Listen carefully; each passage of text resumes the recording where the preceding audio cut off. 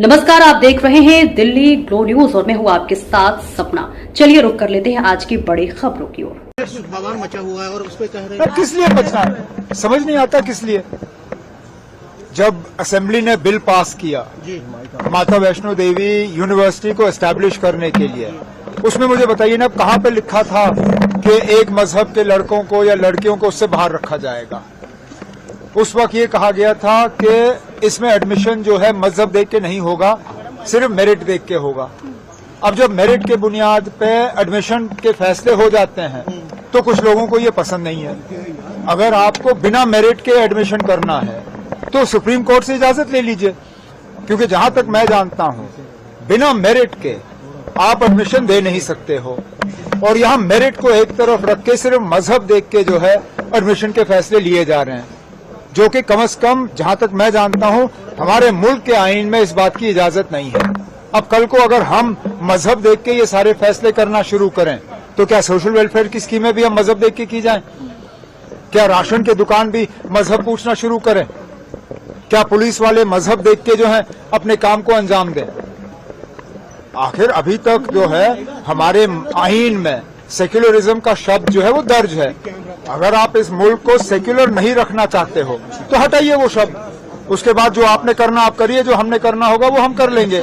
लेकिन मैं फिर इस बात को दोहराता हूँ, बीजेपी को शायद अब सुनील शर्मा को आए हुए चंद ही दिन हो गए, उन्हें वो असेंबली का जो एक्ट है वो निकालना चाहिए। वो रिकॉर्ड में होगा, असेंबली के रिकॉर्ड में होगा। एलओपी हैं, असेंबली के सेक्रेटरी से वो रिकॉर्ड मांगे और देखें ना जो बिल पास हुआ है उसमें कहीं पे ये दर्ज हुआ है कि मजहब देख के जो है सीटों का बंटवारा होगा। उसमें सिर्फ और सिर्फ मेरिट के बुनियाद पे सीटों का फैसला होना था इम्तिहान के बाद।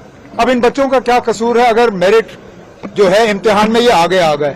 मेहनत करिए और इम्तिहान पास करिए और एडमिशन हासिल करिए। बिजली का हाइक है, बिजली हाइक पे कोई बिजली हाइक नहीं है ना, कोई बिजली हाइक नहीं है।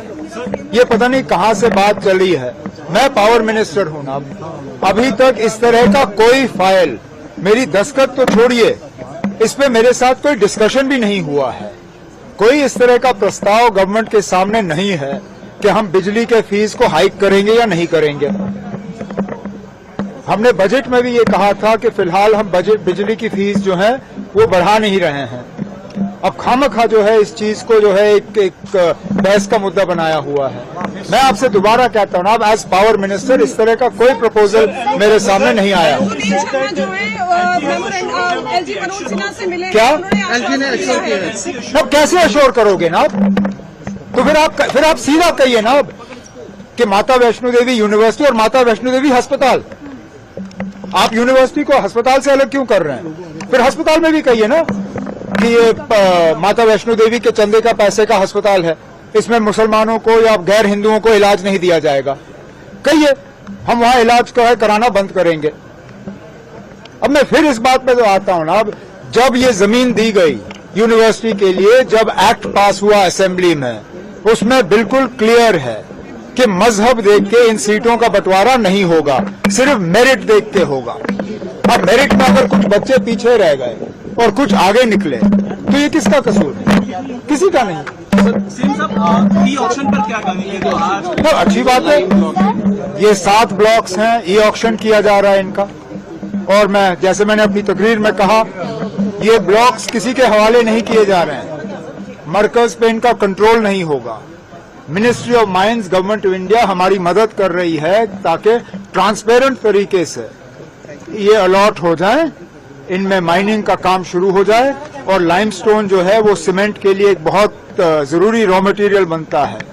कोशिश की जाएगी कि न सिर्फ वहां माइनिंग हो, बल्कि अगर एक आध वहां सीमेंट इंडस्ट्री भी लगे तो वहां पे जो बेरोजगारी है उस बेरोजगारी को थोड़ा हम कम कर पाएंगे।